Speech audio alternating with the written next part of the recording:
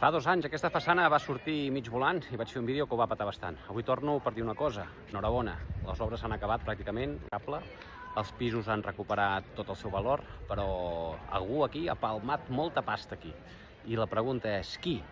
Qui deu haver palmat la pasta? L'asseguradora, el constructor, el promotor, l'arquitecte, l'aparellador, algun propietari que ha acabat llepant? La llei dona garanties segons el defecte. Els acabats 1 any, l'habitabilitat 3 anys, l'estructura 10 anys. I si no queda clar, qui respon?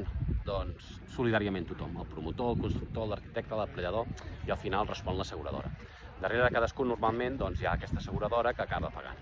Però aquests litigis són una guerra de companyies, totes intenten que l'altre pagui i a vegades això s'allarga molt.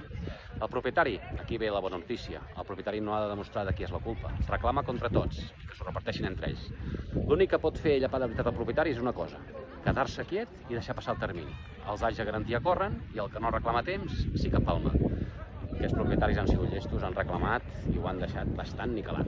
2 anys és bastant ràpid judicialment, els hi falta poc. Així que enhorabona per l'edifici, la façana ja no vola.